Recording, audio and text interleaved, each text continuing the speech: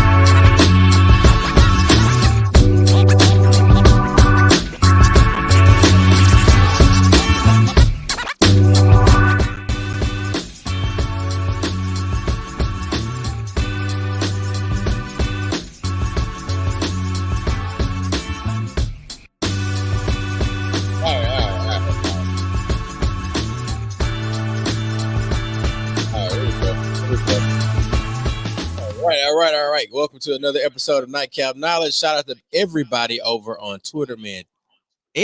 Twitter, whatever y'all want to call it. X be jumping. Wakanda forever. That's what we're gonna call it. X. I was going to do DMX on or X. Exhibit X. X. Wakanda forever. Wakanda forever. I have not watched Wakanda forever yet. I have not watched it. Hey, man. It's certain stuff you haven't watched because you're like, man, it's you're like, I have not watched God, what's the name of it? And we bought the DVD. Michael Jackson last This Is It. Really? Yeah, I remember we got it. Brand new. Just haven't watched it.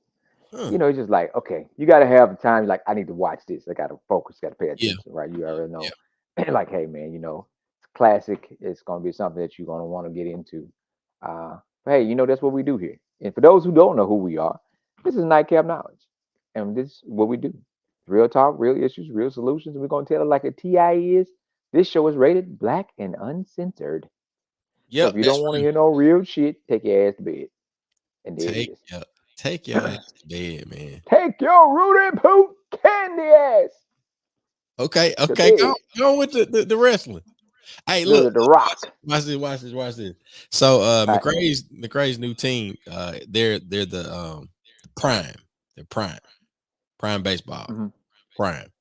So of course when they break it down, they go, Prime on me, Prime on 3, 1, 2, 3, Prime. And then they end it with 2 claps and a Ric Flair. So they go, woo! Woo! Man, but from professional, like, I know they showed the Cardinals and they showed several teams. 2 claps and a Ric Flair. Like, the woo don't have a name no more. It's just called the Ric Flair. Yeah. That's it. I think you look at some people like that, regardless of how you feel about the person. You've been able to reinvent yourself and stay relevant. Mm-hmm. you are a 75-year-old white man from North Carolina. Yeah. I forgot where he originally from, and you are as relevant as some of the black rappers that are 40 plus years old. Yeah. Like, Yeah. it's my Ric Flair, and people. And I mean, So for it's to some of those 40-year-old black rappers credit that because they have these Ric Flair references, right? When you say, right, yeah, yeah, and but it's just like those type of folks are only born so many different, like every 40 or 50 years. You think about like a James Brown, yeah, how you still got folks sampling some of his stuff, you know. yeah, yeah, Um, it's just, you set a path and you build a foundation, and it just, you had a certain level of coolness. It came with a lot of, a lot of feedback, but it was just you being you. Eh, Off the subject, but on the very subject. unique figures. James Brown, But, Ric Flair, very unique oh, figures. but they didn't get it. They didn't get it easy. Yeah, A lot of those folks that have that type of persona, that they didn't get it easy. Um, you know, find out Ric Flair was, uh, he was adopted from an orphanage, but he was stolen from his original mother, and they ended up in an orphanage. yeah. So it's just, it's like you talking about trauma, like when you talk about today's time, like trauma, but then you normalize. We were talking about that, about normalized chaos. I was talking to one of the what Chuck? Uh, Kenosha says that you look as though you're about to read a bedtime story, and he's also telling me that I have an echo, and there's nothing I That's can me. do about the echo because we're a poor podcast, and Mac We needs need a computer, and we need a sponsor. So Mac is going to read. I don't know what he's about to read, but he's about to read something. who was Who Betty was White? Betty White? Go ahead, Mac.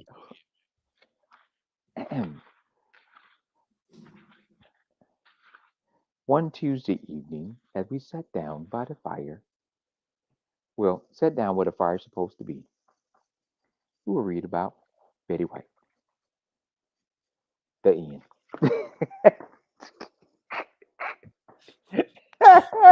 All right, Hey, you remember when Bush dumbass was reading that book with them children, I and the do. book was upside down, and he was up there talking to the children, and the children.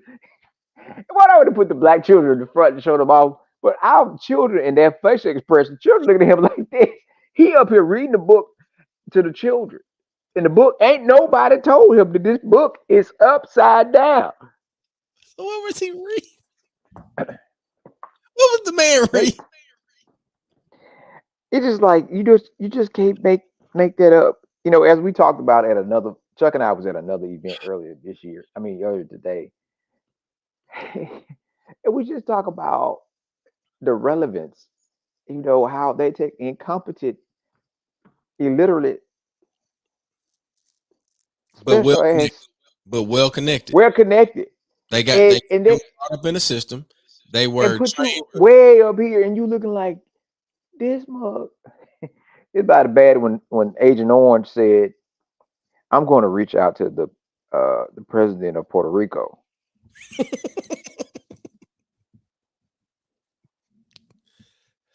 I'm going to reach out to the president of Puerto Rico, and we're going to see what we can do. Yes, yes. I promise. This is my word. I will. Man, That's a good Agent Orange there, Chuck. That's good I, job I there. get it. I get it from uh Ro. Ro is a radio host here on the Mississippi Yeah, Gulf. Shout out to JZ 94.5, Mr. Rip Daniels, and I forget what Ro's last name. It might be Williams. yeah, Um, yeah, but Ro does a great Agent Orange impression yeah. He and was great like, "What? Tater Reed's impression too. A great who?" Tater Tot. Well, I don't want to disrespect Tater Tots like that because No, I like man, because Tater Tot. yeah, I'd like tater Yeah. tot. We did So Tate spoiled Reeves. taters, spoiled taters, Yeah. one Uh, spoiled tater. Hey, we just literally Jay just threw away a bag of potatoes because they had one spoiled tater and it ruined the whole bag. So one spoiled tater or ruined the whole bag. Lord have mercy. This Nikki VT. Okay. What is Nightcap Knowledge? Nightcap Knowledge is the show that's rated black and uncensored. We tell it like a TI is. And we Real put talk, something real in your issues. way before you go to bed. Real talk, real issues, real solutions. So if you don't like that, you might want to make your exit. Thank you for tuning in. Thank you for leaving a comment. And we got some people to get to backstage. We got Yes, sir. Yes, sir. a gentleman who is no stranger to the show. No stranger to the show. And he is actually the featured speaker for Network Your Net Worth Mixer, which is this Thursday. And it will be all going down at Center Stage Event Center.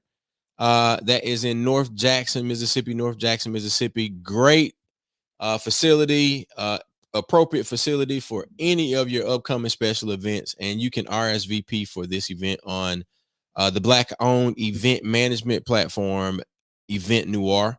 We'll have complimentary beverages, door prizes, and of course, we always have a special drawing for a center stage event package. So this is all brought to you by Mississippi Black Pages in conjunction with Center Stage Event Center, and bring it to the stage, Dr. Marcus Cheney. Welcome to the show again, Dr. Cheney. What's up? What's going on, guys? How you doing? Doing great, doing great. How you doing?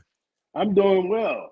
The boy got his ears Excuse on. me, Look at him. my sinuses are draining. Oh, I just left a soccer game with my grandson. Oh, how you do? He did fairly well for an 8-year-old. Okay, okay. So had my granddaughter out there with me, and so she cheered her cousin on, and we stood outside for about an hour or so. Yeah. So did they win? No, they lost by 1 goal. Oh man, okay. It was 2-1. 2-1. That Two ain't to a bad one. soccer match. That ain't a bad soccer match. Not a bad soccer match. Not a bad. And he scored the 1 goal. My guy. That's what's up, man. You know, my youngest son plays soccer. Okay, good.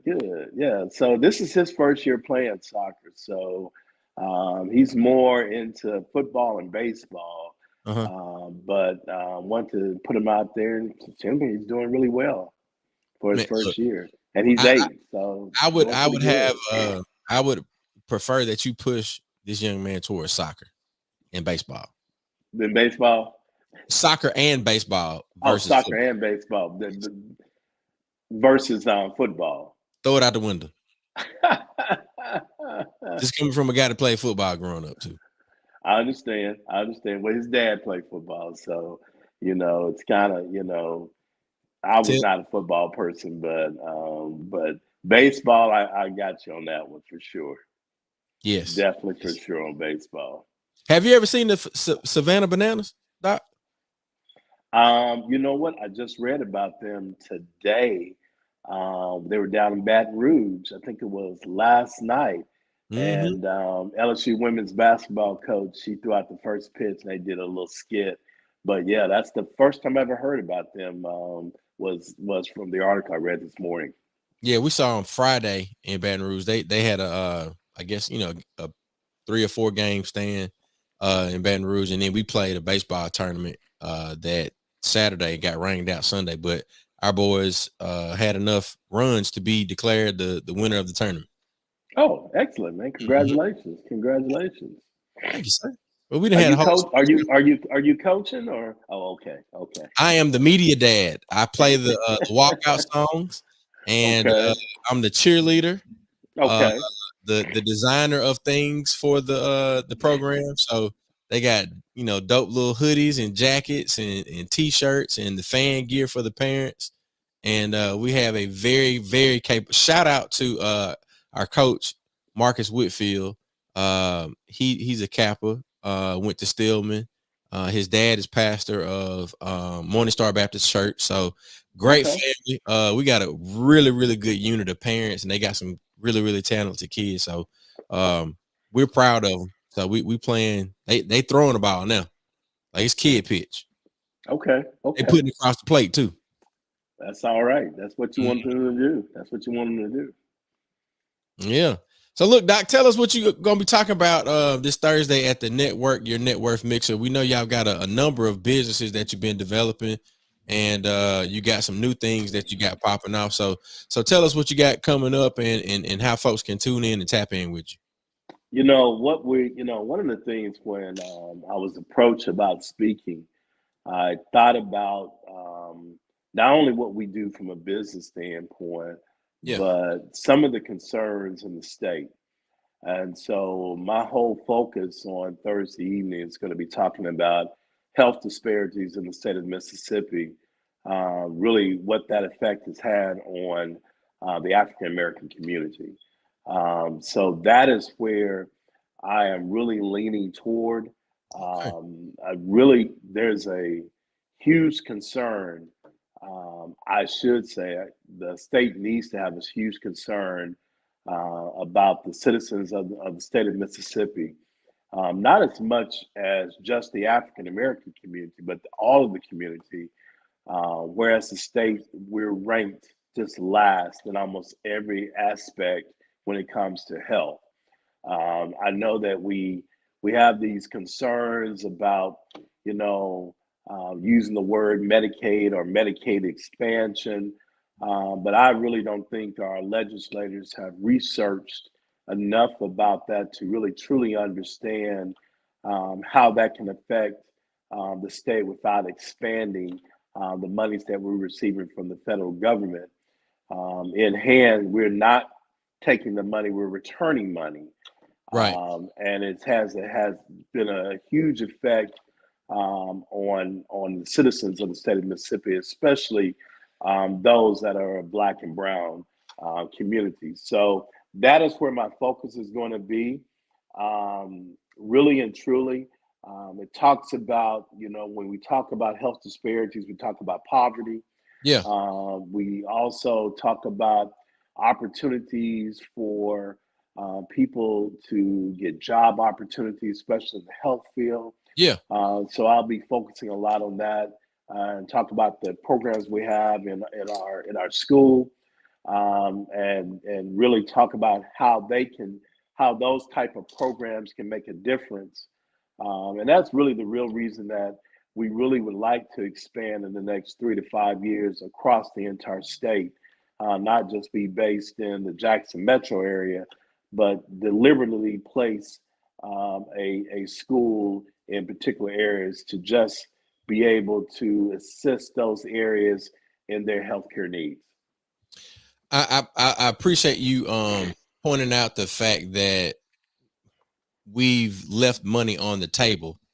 Mississippi saying we as a state, we've left money on the table as it relates to preventing or roadblocking or basically just saying we're not going to expand Medicaid because it has a connection to Obamacare is how I understood the legislature when they said that we're not going to expand Medicaid and we don't want to give people a free ride. So I think we've been playing a battle of communications, and I'm gonna say, I guess, well, I'll say it like this. I believe that the Republican Party has won the communications battle of the ear for the American people, or the majority of the American people. And I think that the Democratic Party has done a poor job of expressing exactly what they believe their agenda to be. And I'm not endorsing one or the other, because I think both of them in this two-party system is not serving our country, no, especially the state of Mississippi. I do not believe the two-party system serves us well. I think that we need to encourage people to vote selfishly and start at the extremely local levels. What are your thoughts about that? So I agree. But one of the things that's crazy though, The poorest state in the country does not mirror the other states that surround that state. Arkansas, a Republican state, red state, took all the Medicaid money. Every last bit of it. Every last bit of it. And they got really nice parks and stuff too. They do. That's my home state. But again, they took the money because they realized that they needed the money to be able to provide health care for the entire state. I think what happens, you talk about the communication. I think what's happening is that it seems like one party is stuck on thinking that expanding Medicaid is going to lead to the betterment of a certain group of people. But I am here to tell you that is not the case. And if you look at the demographics of the state of Mississippi, you will find that a number of citizens, all citizens, I should say, across the state of Mississippi are in need of Medicaid expansion. They're not making any money, so they need assistance. So I think that's where the communication, I think, in the state of Mississippi goes about saying, well, we don't want to help because we know if we do this expansion, it's not really our money, it's really the federal money. Right. We're going to help those folks that maybe they don't look like us. But unfortunately, they really have not done their study. And the sad part about it is, I say this, a lot of constituents who continue to vote for people in the state, they really are not being helped. They're just voting because that's who they think can assist them. It's not really who's really assisting them. When you look at, I had a former legislator tell me, when you look at our Census Bureau, so when you look at our last census count, we have lost a number of, from the population standpoint, in the state of Mississippi. And if we continue on this road, the state of Mississippi can hurt. I think the problem is we look at other states who are much larger, much more fruitful, have much more money, have much more industry, and they can survive. But when you look at states similar to Mississippi, be it Arkansas, be it Alabama, even Georgia, I think what you find that a lot of times we're missing the punch. And again, this is not coming out of state funds. We're returning money. This is coming from federal money. And so it's a sad situation. And I think that, when we look at it from health disparities, we look at the point that we're just last in almost everything. When you talk about being healthy in the state of Mississippi, we're not a healthy state. Yeah. We don't really eat right. I'm kind of guilty of some of that. As Max sits there and shake his head. But sometimes it's getting the opportunities to go out into those communities and really to express to them, these are the right things that you need to do to stay healthy. These are the right things you need to do to stay with us longevity. A lot of that is not being done. I have to throw a shout out though. The Mississippi Department of Health has established a whole division of community health workers, and where they have them in areas throughout the state, and they're continually training those community health workers and to be able to go into those communities. And they're hiring people who are primarily in those communities that are spreading the word about healthy things that they should be doing, making sure they're going to utilizing the health clinics to go to the doctor, getting those physicals every year, just really doing a lot of prevention. And we happen to be our our school, College of Health Service and Careers, happens to be one of the contractors for the program. But again, it's about trying to get that out within the entire state of Mississippi to ensure people have longevity with their lives. Yeah. You make a lot of good points. I really like the shout out that you gave to the Mississippi State Department of Health and their community health worker program. That was one of the last projects that I had the pleasure of working on when I was at Tougaloo.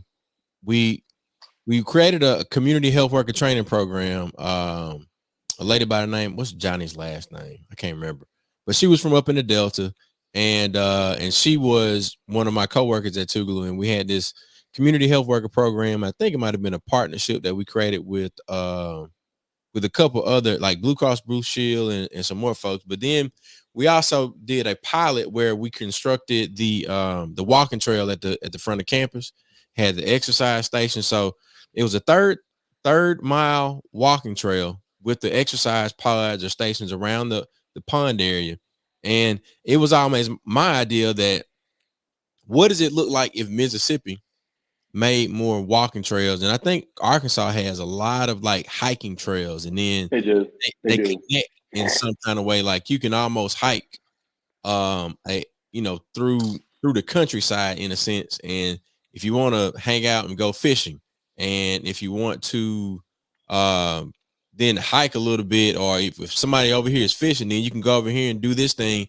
And it's just a healthy thing to go hang out in the woods and connect back to nature, and not necessarily, be truly and tapped in all the time on our phones and all of that. So I think with you bringing up these ideas around ways that we can, one, be healthier, the State Department of Health having those community health workers, if we could get one brave senator or representative to propose some legislation that maybe we get a few more hiking trails that connect, some more sidewalks. If you got developers that are building these new neighborhoods, why don't we have some sidewalks that connect all the neighborhoods so that you can walk, or hiking trails that connect the neighborhoods, and not really just focus on us being like this state that has to move inside of vehicles, or where we have to always get in a car. If my kids wanted to ride the bike to their friend's house that live on either side of where we live at, they couldn't do that, because I'm not letting them ride on Highway 53. Now, if we had some hiking trails, they could maybe even get on the 4-wheel and ride over there, but we don't have that. And I think that's something that we, we want to be in the woods. You want to, have the Mississippi Department of Wildlife and Fisheries, and you want people to go hunting and reconnect with nature, but you're really not making it accessible for the people that don't want to go hunting. So I think we got to tap some Mac. I know you know all these people, don't you? Let me unmute you. There you go. He's having a hard time. No, I was just leaning forward, but I was thinking that we talked about how everything is connected, and so Mississippi, we talk about. I think I don't know how many years ago, but it's talking about coming up with a way to retain the youth. They go to high school, they leave high school to go to college. They graduate college, they leave the state. Are you talking about your tally of 10 leave? And like, how do you retain them? Well, you got to retain them with opportunity. You got to retain them with resources. You got to retain them with growth. And we talk about that with expanding Medicaid, and we talk about the black, the black pages mixer is business, right? How would that spark the economy? But also, how many lives would it save? And it would cure so many problems at one time, because now you have different things that are connected to healthcare that you might not even think about it. You have to expand facilities, right? So that means you got to do construction. That means people that got HVAC license, people that run dozers, people that run trucks. Now you have created more jobs for them to stay, right? They're gonna need Wi-Fi, right? Wi-Fi is definitely a thing. You gotta have backup generators. You gotta have gas. You gotta have water. By expanding and bringing opportunity for growth, you're going to employ so many different people that might not even go into healthcare field, but the opportunity. And this is where we get on board about black businesses and minority contracts, getting the certifications that we There can you go go. straight to work, to be there to say, I'm certified, I'm licensed and bonded, I got my truck ready, it's up to date, I got all my records in there, I'm ready to go to work. You know Everybody's making money you off of one decision. right, and you said a key. I'm gonna tell you the state that it's crazy. I call them. They're not really a state. They people who live there. It's almost the United States of Texas. What they have done in Texas, and it amazes me, even from a high school and then to a college. Mm-hmm. One of my good friends, fraternity brothers, what one point in time was principal of Duncanville High School, which is right there outside of Dallas, Texas. He was there 5 years. That high school requires every student, doesn't make a difference where you are academically. You Mm-hmm. have to take care, you have to have a vocational trade and a certificate before I you love it. graduate. You not only graduate with your high school diploma, but you graduate with a vocational trade. They have everything under one roof.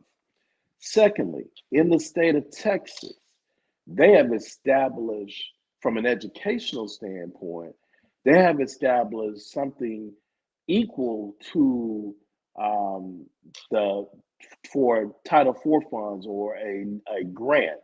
So in the state of Texas, they have a Texas grant.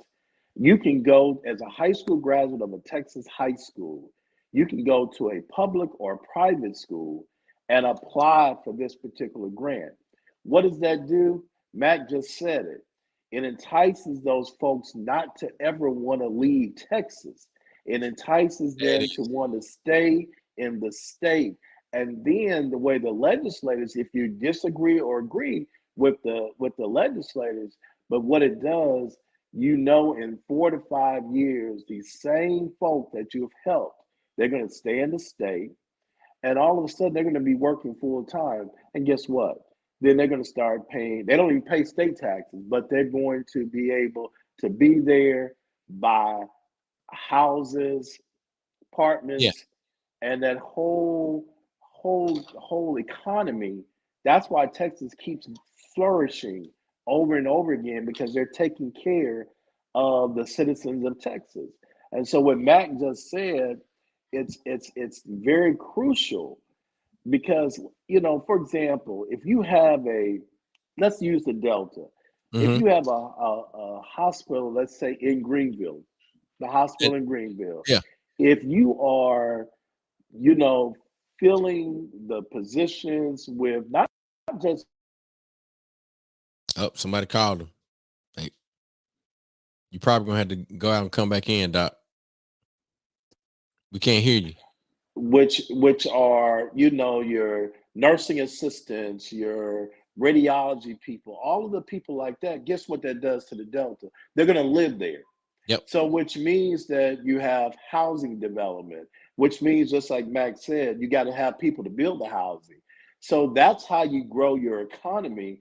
We're just one part of it, One part. but it can actually trigger other things that can be developed. So I just think that sometimes our legislators don't think through the process. Um, Maybe they don't have the right people talking to them through the process. Yeah. Um, and maybe they're not bold enough, as you just said, Chuck, maybe not bold enough to be able to come out and say, hey, this is what we need to do for the betterment of the state. Doesn't make a difference what class, what color, what's for the betterment of the state of Mississippi.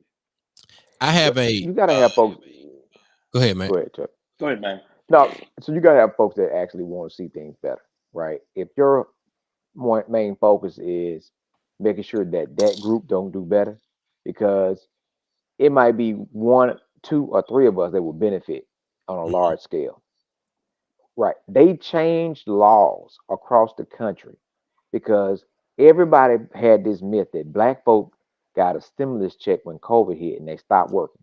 They got two $1,400 checks, and everybody said, we hit the lottery. That's the narrative.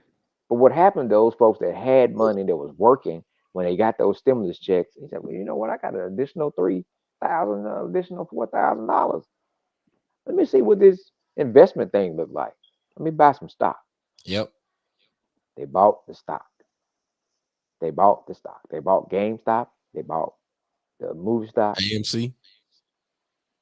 It blew it all up, and then they pulled their money out to the point where they had these conversations on Wall Street, to the point where they hacked black groups. They paid money to get in black investment groups just to say a lot of ninja words, right? Because the fear factor was, if they get a little bit of money, what they gonna do with it? You ain't talking about the folks that's gonna go trick it off. You're thinking about, it might be 100 go trick it off. Yeah. But 10 of them might take that money together and create a company that might give us some real competition. That one fear factor, they will blow up a whole Middle Eastern village, because there's 20 years from now, there's a chance that they might do something to us. That thought process started with us and it continued with us, because looking at the numbers of where we are when it comes to the electoral process, that's scary. When we get up to 40%, that's scary. That means there's some folks out here making some moves. If you can get that money, if we had a black version of Watkins Construction, that you can actually bid for these large contracts. Yeah. And you can take these cats and go to these schools and go to these schools, I'm just talking as I'm thinking, have a conference of shop teachers and vocational teachers around the state, predominantly black schools, and say, hey, who not going to college? I ain't going to college. Come you on. want to work on a job?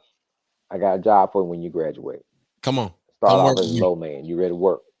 You can do on the job training, and then we'll take you through a process and get you certified in whatever discipline you want to be certified in. I like that. When you tell them that you're going to start making $20 an hour. Yeah. And you'll know what I'm saying? By 3 o'clock. But what the mama gonna say? What the daddy gonna say? They can do what? They can make $20 an hour. Well, you better go on out there. That type of mentality is. Here's the question that I have. Yeah. We have these things known as early college. Yeah. We have the dual degree programs. And from Dr. Taney, what you described with those Title IV funds that Texas is using, Mac, why haven't our legislators made it easier for kids to not just do the dual degree program, or to do the dual degree program and do the vocational thing, where by the time they graduate high school, they got a vocation, an associate's degree, and they're halfway done with their college. And the next thing you know, because you've got all of these skills, and you've got you've done an internship, or you have this relationship that's been built with this company that is geographically close to where you've been growing up your entire life. Why aren't we creating that system? I mean, we got systems that are, we got people that are working, and it's not a large system that's pushed by the state. JPS has some programs where you can start working on taking some college classes, and there's some vocational programs. Our friend, alumni Maximus Wright, brought folks from across the country to talk about opportunities and fellowship for our students. But as a state, pretty much what you're saying is why is it not a state? No pun to Texas, right?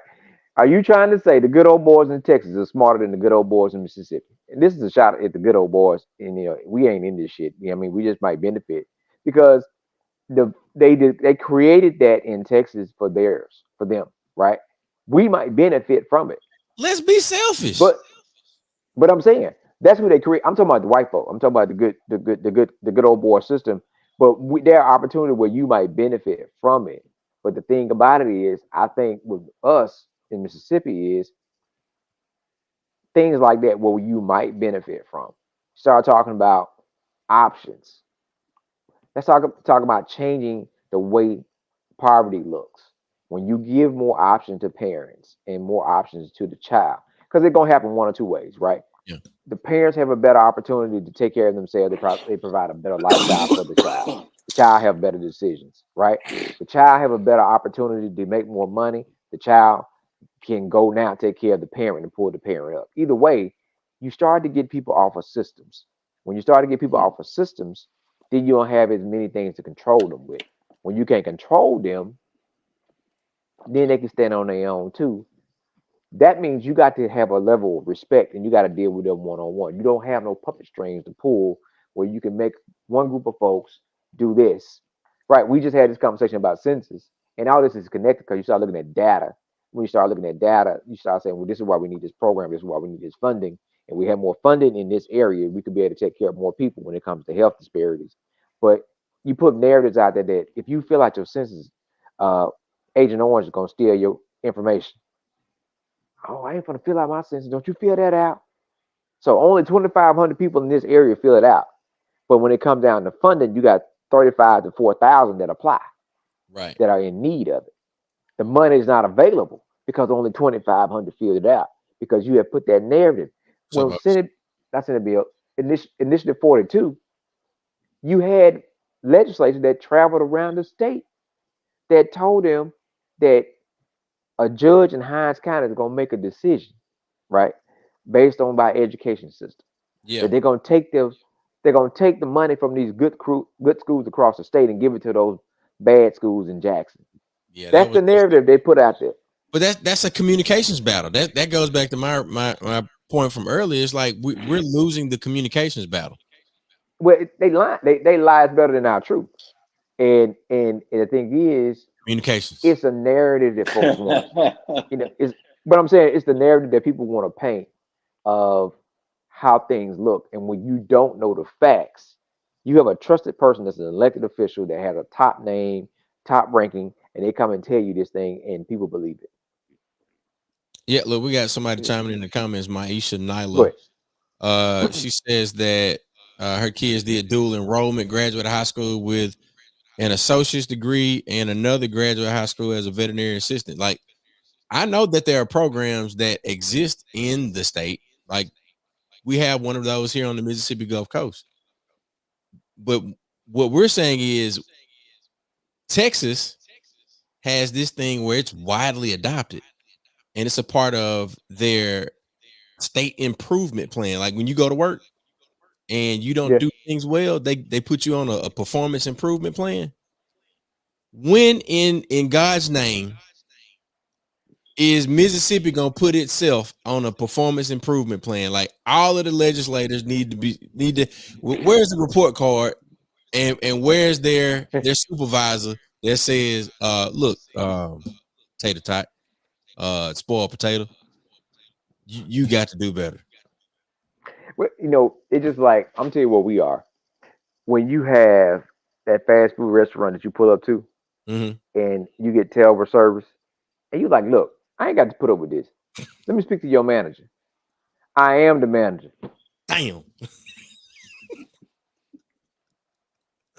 You see what I'm saying? It's like, well, who you gonna complain to? He's like, I ain't coming back. So That's why people. this is why we do what we need to do, Yeah. right? And we just don't talk. We talk about solutions for problems, like the mixer, having these conversations, Yeah. encouraging people like, hey, you need to be an active voter. Hey, you need to have your own LLC. Hey, what are some of the issues in your community or that's going on with your family or in your life? What can you do about it?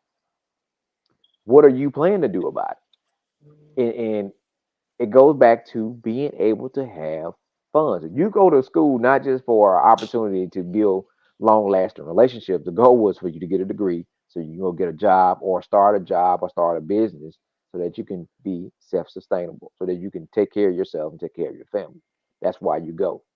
And what we're starting to see more of, that one thing we're missing in the country, but in Mississippi, is skilled labor, Mm-hmm. right? Mm-hmm. Skilled Mm-hmm. labor. Mm-hmm. Big shout out to Commissioner Stamps. He always talk about it. When the last time you saw a broke plumber? Now I know somebody. I know a bad plumber. We ain't gonna call no names, but I mean he ain't broke because somebody's still paying him, right? Yeah, you got But experience with that. well, but what I'm saying is that people are gonna need different folks. For us, now you could still do that. Now, listen, you could still do that. You can be an IT specialist by day, and you can run a dozer on the weekend. Because that's what we are, and that's what we need. That is beautiful. We appreciate you offering that comment, Maisha. She says Mississippi Yeah, has nowhere to go but up. I'm so happy to have connected with y'all. I came here wanting to help. So look, if you can you go to we need all that. MississippiMove.org, msmove.org. We've got a lot of volunteer opportunities. Drop the link, Chuck. I'll drop it in the comments, but msmove.org is the link. It is very findable on all social media platforms and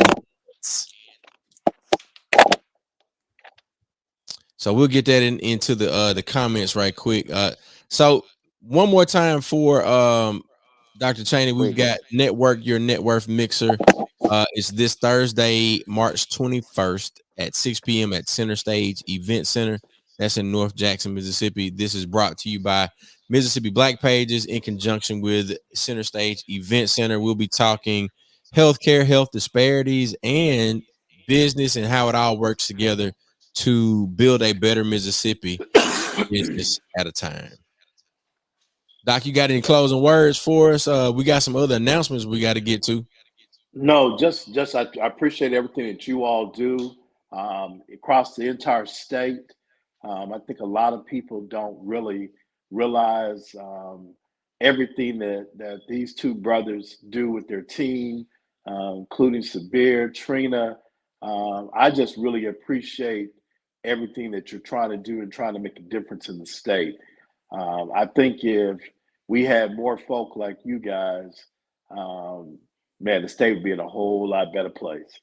And so I really just appreciate everything you guys do, how you get it across, and how you really are trying to make sure that the state is becomes a better state.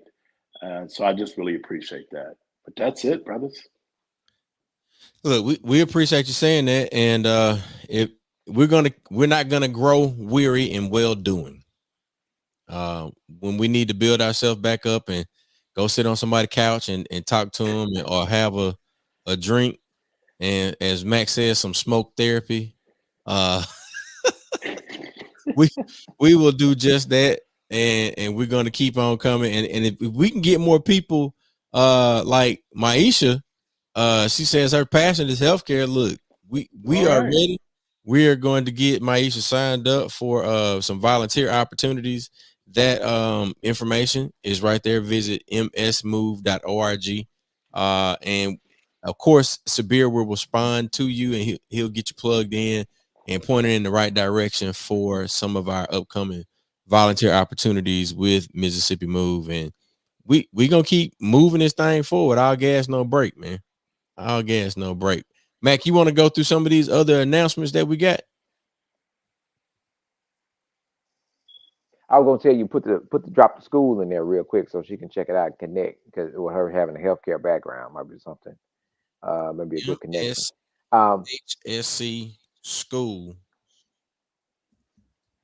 and I throw it up on the but we go got ahead. big events. We're talking about black business. We're talking about networking. We're talking about opportunity to help others.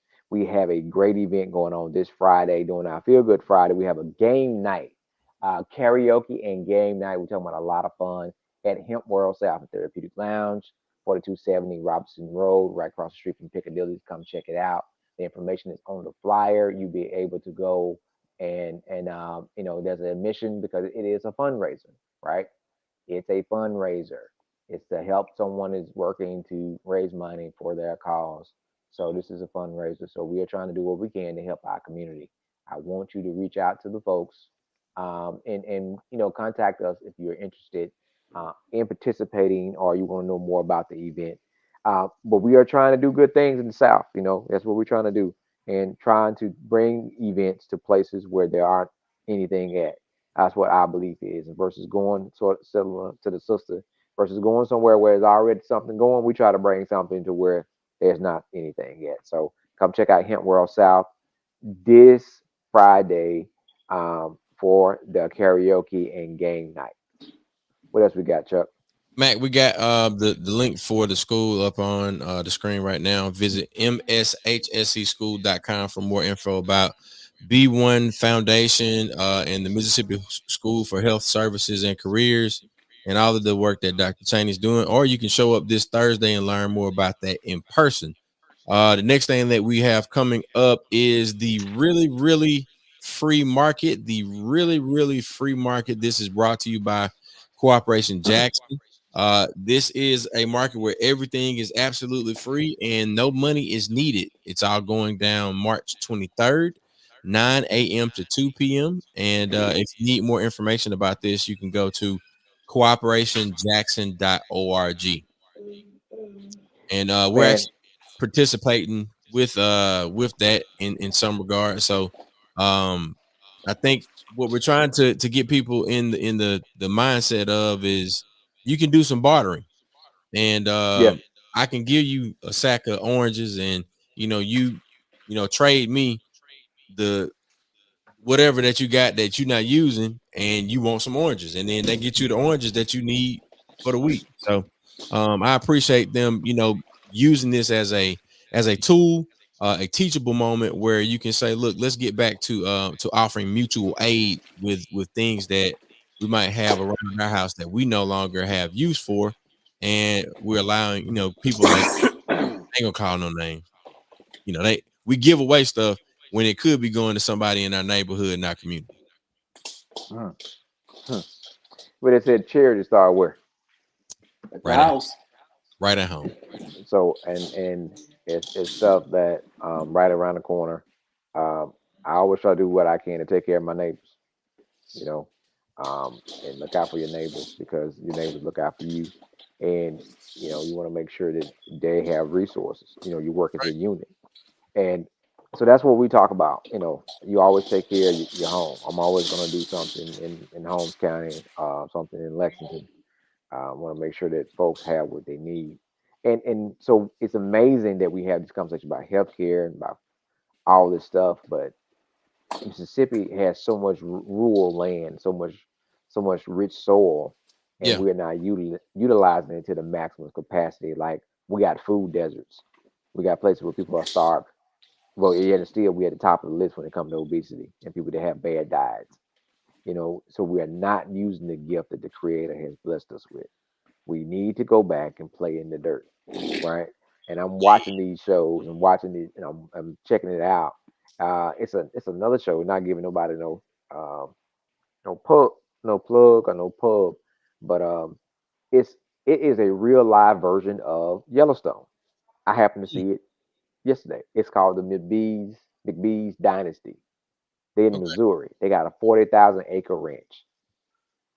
Wow. 40,000.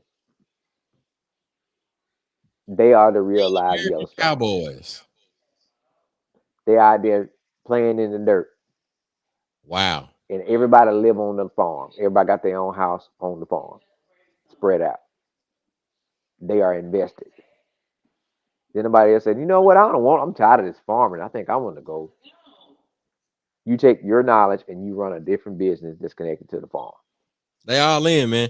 And since you giving them a shout out, I want to give a shout out to Bridge Fourth Cotton. We didn't give them a shout out. I'm using that as our motivation for us.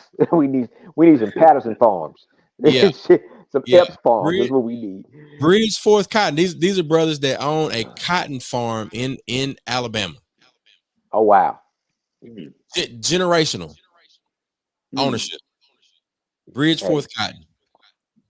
yeah, we definitely need that. We need that type of motivation to understand this is what we're gonna be doing. We could be Yes. doing here in Mississippi in different ways to make money. everybody that deals with that type of thing don't actually get out there and play in the dirt, right? We need somebody that's going to do to design the bags that you put your produce in. Right. You know what I'm saying? You're going to need something. You're going to need somebody to be a CFO. You're going to need somebody to do something that's related to what you're doing. But I'm just saying, let's become a solution for the problems that we have in the state. Find out, let's create a small model and start with a small community or a small group of folks. See how well it works, and let's continue to expand that until we can come up with a large solution to say, hey, this is what we've done. This county has changed. We have changed the demographics of this county now. You know, the population has grown. And it's a matter of creating one business in one small area, and you can get a McDonald's. People are like, well, McDonald's, right? Because you got to have at least a population of 2,500 people in the city limits to get a McDonald's. Right. So if your town got less than 2,500, like we got less than 1,500, that's how towns end up becoming ghost towns. They start to die because they don't have enough people in it. And you start to lose resources, the economic base drop, and now you have less opportunity, less healthcare options because you don't have enough to keep folks there. You know, at the hospital in our area, I'll give you an example. We just, and very thankful, guys, to be this Tuesday at the house. Yeah. Last Tuesday, we was in the ER. We just got out and got back to the house. But when the census are low and there's nobody there, they had to send folks home. Right? That means no money. Yeah. And sometimes that's because of insurance that folks have to go home when they're not ready to go home. You know, everything is connected. We can continue to work to make sure that we support those businesses, support the college, support Mississippi Black Pages, and continue to work on things. Where we gonna do, Chuck? Where we trying to go? Man, we're trying to get him up. Yeah, we're trying to get there, man. We're trying to get there. Wait. Trying to get there. Chuck, round us up. Tuning in, man, tapping in. All of the folks that are over on X, on Twitter, we thank y'all so much for viewing, for listening. We have 362 people that are viewing live or listening live on Twitter. But definitely, man, y'all tap in, MississippiBlackPages.com. Make sure when you're in Jackson, go by Hemp World South and just tap in with us. We're building better Mississippi one business at a time.